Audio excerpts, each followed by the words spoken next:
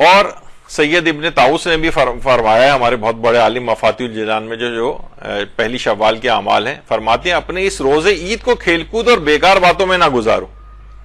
کیونکہ تمہیں نہیں معلوم کہ آیا تمہارے اعمال رد ہوئے یا قبول ہیں، پس اگر تم ان کے قبول ہونے کی امید ہے تو تمہیں بہترین طریقے سے شکر ادا کرنا چاہیے، رد ہونے کا ڈر ہے تو اس پر گہرے غم میں ڈوب جانا چاہیے، یعنی اپنی حالت کے اوپر کہ پتہ نہیں اللہ نے قبول کیا ہے پتہ نہیں قبول نہیں کیا۔ تو بہرحال کہا کہ عید کو کھیل کود اور بیکار باتوں میں نہ گزارو۔ تو اگر ان کے لوگوں کے دماغ میں ہے کہ اس میں کھیل کود بیکار، وہ تو اسلام پہلے بھی نہیں کہہ رہا ہے، چاہے آپ غم منائیں یا نہ منائیں اس سے فرق نہیں ہے، عید کا دن کوئی فسق و فجور اور کھیل کود کا دن تو نہیں ہے۔ اور عید کرنے کے بعد جو گناہ کی ویسی بہت مذمت آئی، امام محمد باقر علیہ السلام فرماتے ہیں، صلی اللہ محمد فرماتے ہیں گناہوں کے بعد نیکیاں کس قدر اچھی ہیں اور نیکیوں کے بعد گناہ کس قدر برے ہوتے ہیں۔ یعنی ابھی آپ نے پورا رمضان گزارا ہے اتنا نیکیاں کرتے ہوئے، اعمال شب قدر کرتے ہوئے، کتنی دعائیں، اذکار، عبادات، اور اس کے فوراً بعد بس عید کا دن آیا اور آپ نے ایک دم سے انقلاب آپ کے اندر آ گیا اور جو ہے وہ نیکیوں کے بعد گناہ کرنے شروع کر دیے۔ کہا کس قدر نیکیوں کے بعد گناہ کس قدر برے ہیں اور گناہوں کے بعد نیکیاں کس قدر اچھی۔ انسان پچھلی چیزوں کو اپنے معاف کروا کے اور پھر نیکیوں کے اندر مشغول ہو جائے۔ اور یہ بھی ایک امام صادق علیہ الصلوۃ والسلام نے بات فرمائی ہے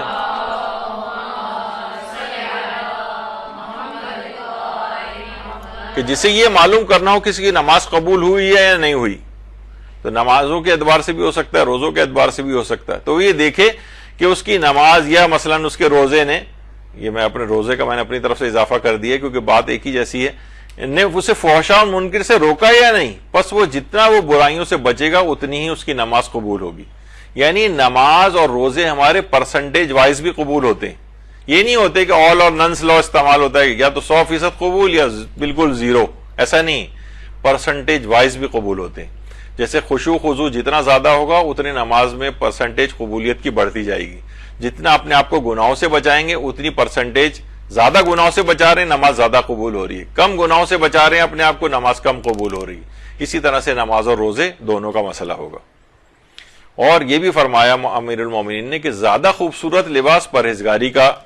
لباس ہے، یعنی گناہوں سے بچنے کا لباس، دنیا کے لباسوں میں سب سے زیادہ خوبصورت لباس یہی ہے۔ اور خاص طور پر یہ کیونکہ عید قریب ہے تو اس میں کچھ باتیں اس متعلق بھی آ جائیں کہ عورت کے لیے میک اپ کرنا اور مہندی لگانا بذات خود جائز ہے، لیکن انہیں لگا کر نامحرموں کے سامنے آنا یہ جائز نہیں۔ اگر ایسا کیا تو چہرے اور ہاتھوں کو نامحرم سے چھپانا واجب ہو جائے گا۔ یہی وجہ ہے کہ عورتوں کے لیے آیت اللہ سیستانی فرماتے ہیں احتیاط مستحب ہے کہ جوان عورت نماز عید کے لیے نہ جائے، البتہ یہ احتیاط بوڑھی خواتین کے لیے نہیں۔ اس پہ بھی لوگ بہت وہ ہوتے ہیں کہ ہم وہاں جاتے ہیں امام رضا کے اس میں، وہاں تو سب عورتیں بھی ساتھ نماز عید پڑھ رہی ہوتی ہیں، اجازت ہے، صرف یہ کہ احتیاط مستحب کے پیچھے بھی یعنی غالباً شاید یہ ہو کہ دیکھیے عید کا دن ہے، یقیناً انسان تیار ویار ہو کے ذرا بن ٹھن کے جو ہے وہ جاتا ہے، تو اگر نماز عید کے لیے بھی جا رہی ہیں اور خواتین، تو ایسا نہ ہو کہ کہیں بے اعتدالی ہو جائے اور حرام کی طرف نہ چلے جائیں، اور تو اس لحاظ سے اس کو پسندیدہ شمار نہیں کیا گیا کہ احتیاط مستحب عورتیں نماز عید کے لیے نہ جائیں، گھر میں پڑھ لیں، مستحب ہے گھر کے اندر بھی پڑھ سکتی ہیں وہ، لیکن یہ احتیاط بوڑھی عورتوں کے لیے نہیں ہے، وہ اگر چلی جائیں نماز عید وغیرہ کے لیے تو اس میں مسئلہ نہیں ہے۔ اور شب عید آئے گی جس میں ہمارے یہاں فوراً گانے بجانے اور کیا کیا کچھ شروع ہو جائے گا۔ یہ روایت میں آیا ہے، پیغمبر فرماتے ہیں کہ یہ رات شب عید الفطر مرتبہ میں شب قدر سے کچھ کم نہیں، یعنی شب قدر میں انسان کتنا احتیاط کر رہا ہوتا ہے، کتنا محتاط، کتنا عبادتوں کی طرف دل راغب، اور یہ رات اس طرح کی رات بنا دی گئی ہے کہ بالکل عبادات سے بالکل دل اچاٹ اس کا ہو جاتا ہے، اور بس وہ فوراً فسق و فجور، گانے بجانے، یہ وہ، مہندی بازار، یہ سب چیزیں شروع ہو جاتی ہیں۔ تو یہ شب قدر سے کم اس رات کو نہیں سمجھنا چاہیے، بلکہ اس کو یعنی وہ 3 راتیں جس میں امیر المومنین بالکل نہیں سوتے تھے، ایک 15 شعبان کی رات تھی، ایک 23ویں شب قدر تھی، اور ایک شب عید الفطر تھی۔ تیسری رات شب عید الفطر جس میں امیر المومنین پوری رات، اور ائمہ کا طریقہ کار بھی تھا کہ پوری رات جاگ کر عبادت کیا کرتے تھے، تو اس رات کو بہترین طریقے سے گزارنا ہے۔ اور امام جعفر صادق علیہ السلام یہ بھی فرماتے ہیں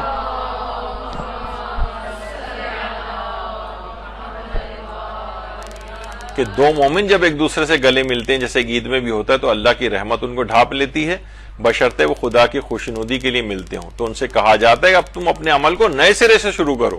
یعنی قدم قدم پر عید کے جتنے بھی انسان جاتا ہے اپنے رشتہ داروں سے گلے ملتا ہے اور